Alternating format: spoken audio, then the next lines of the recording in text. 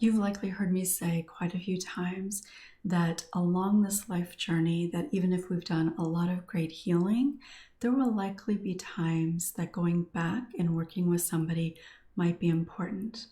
But how do you know when that might be? Welcome, I'm Peggy Oliveira. Thanks so much for joining me. So, this is a question I think that a lot of people have, and even have some fear around, like, how will I know? Will I know? And how bad will it get? And all of that I think is pretty normal. And there isn't a very black and white way to answer this. It just kind of depends on a lot of things going on with you as an individual person. But I think there are some things to notice that can help you reconnect to the things that you've already learned and practiced, and also to help you recognize if maybe it is time to go back. So part of the reason that we may need to go back at some time is because life is messy, life is hard, life transitions bring their own set of stressors, right? No matter what that life transition is. And as you've probably heard me say, when we are vulnerable, and there are so many things that create vulnerability, when we are more vulnerable, that's when old patterns, old beliefs can begin to creep in again. So here, this could actually apply to people that have never really done a whole lot of healing, but maybe an indicator that it's time to allow yourself to get the support that you deserve. And if you have done a lot of healing, if you find that you're struggling a little bit, this can sometimes bring up a lot of judgment and even shame, potentially, because you feel like you've done the work, so you shouldn't be struggling anymore. And that's just simply not true. As humans, we will continue to struggle with things as time goes on. But the more healing you've done, hopefully the less you will struggle when those things come up, because you've really created a very solid foundation of awareness and grounding and coping. So, some of the reasons why people will find that they need to go back. I will say that with COVID, it was a huge thing for a lot of people and caused a lot of people to return back to therapy. Regardless of any trauma history, because it brought up a lot for a lot of people aside from just being sick or fear of becoming sick. So, as I mentioned, life transitions can be a big one. And when you've experienced childhood trauma, there's a lot of developmental aspects to how that trauma affects somebody. So, as you're going through different life stages, it's not uncommon for things to kind of come back up. In particular, things related to children. So if you're having a child or a child becomes a certain age, if you're around children of a certain age, having a grandchild potentially. So those can be some really common situations where people will find themselves returning back to therapy, or at least finding themselves struggling a little bit more. Your own age, going into different stages of your life, can make you just think about your life generally, right? And a lot of times when we're thinking about our life and where we're at and how much time we have left, or our kids are grown or starting school, whatever it is, it can cause us to reflect on our own life and where we're at, where we've been, maybe more healing that we need to do. And so that can bring up some things that can be difficult as well. Starting a new job or retiring in general can be really difficult for a lot of people. Starting a new job can be one, depending on what kind of job it is, because starting a new job inherently has some level of vulnerability to it. So anything that creates vulnerability for you, and again, that can look so many different ways. It could be something a little bit more obvious, like maybe there's a death of somebody that you care about. Maybe you're going through your own personal medical issue or something like that, some sort of big life stressor that seems a little bit obvious. But vulnerability can creep in little ways throughout our regular everyday life. So if we're not feeling well, we're not sleeping well, we're worried about somebody or something, maybe we're not just taking very good care of ourselves, and so that can create stress on our body. So lots of different ways that we can be vulnerable. And the more vulnerable we are, the more likely things are going to have an impact on us, even when we've done a lot of healing. And I've shared my own personal experience with that. So in those moments, in those experiences, we're likely going to find ourselves struggling a little bit. Maybe we're not sleeping as well. Maybe we're having more thoughts that are not feeling very good. Maybe we're beating ourselves up more. So there could be a lot of ways that that can look. But what you ultimately notice is, I'm struggling more. Maybe you're struggling to get out of bed. Maybe you're struggling to keep up with your normal routine. Maybe you're feeling more physically exhausted. Maybe you're not enjoying things as much. Maybe you're isolating a little bit more, having more difficulty focusing. So really, there could be a lot of different ways. And it doesn't mean that any one of those things means you need to get to a therapist quickly, but it's things to notice. Okay, so this is going on. Okay, that's interesting. And then maybe you notice there's another thing going on. Maybe you're honest with yourself about how you're feeling. Maybe you're struggling a little bit with feeling more anxious or down, less energized emotionally even, less motivated. So any of those things can be a sign to pay attention to how you're feeling, how you're managing your life, whether you're enjoying things or not, and then maybe seek support.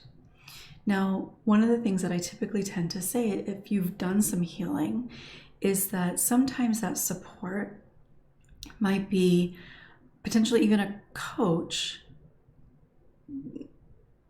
If you're a childhood trauma survivor, I would actually suggest not a coach unless that coach also happens to be a therapist. So maybe not a coach, but maybe you just go and see somebody once or twice. So it doesn't have to be a long drawn out thing unless there is something really significant that is coming up for you. Maybe there's some healing that you didn't really get to when you had done the work previously, which is something that I see happen quite often. But even then, if you've built a pretty good foundation, then the likelihood of being in a place where you're really, really having a difficult time is going to be a little bit more unlikely. So whether it's 1 or 2 sessions or maybe a few months, oftentimes that will suffice if you've done some pretty good healing previously. If you haven't done some pretty good healing previously, there's still some relatively significant things undone, then what can often happen in these things that come up later in your life, whether it's a couple years later or 20 years later, is that those things can kind of be a trigger for those things that were left undone to really come to the surface. And while it can be difficult to feel that and experience it, it actually can be a really great opportunity to allow yourself to get the healing that you deserve, the deeper healing that you deserve. So a lot of it really is just about noticing, becoming really aware of things that you might be struggling with, and be really intentional about not beating yourself up about it. One of the things that I see happen so often is people will say, I shouldn't be feeling this way. I went to therapy for a while before, or I have dealt with this before. I shouldn't be struggling with this. This shouldn't be bothering me any longer. And that truly is just simply not true. Things are going to bother us. And one of the ways that I see this happen quite significantly is people will do some work around healing, for example, from childhood abuse. And they become an adult, they're doing their work, they're living their life. And then for whatever reason, oftentimes it can be that their perpetrator or somebody in their family who wasn't particularly supportive maybe becomes ill or passes away. And that can bring up a whole host of things. And that is one of the times that I see people tend to struggle a lot, is when that happens. And even if they've done a lot of really good healing work previously, that can still be a big thing. If they haven't done a lot of healing around it, maybe they think they did, but they didn't really get at the deeper core wounding around that. There's a whole lot that could end up coming up then in those situations. But they will beat themselves up because they will say, this was a long time ago. I haven't thought about it in years. I did the work I needed to do. And sometimes that might be true, but sometimes they think they did the work they needed to do, but they didn't do the deeper work. And that may absolutely be no fault of their own at all. There could be any number of reasons why they might not have done that work. So certainly not beating yourself up is really important. It's incredibly important. Being able to meet the struggle with self-compassion can go a really long way. And I have shared before that long after I was on kind of the other side of healing, so to speak, that I found myself in a situation that I was really surprised at how I was feeling in this particular situation and the impact that it was having on me. I was really not trusting myself at all.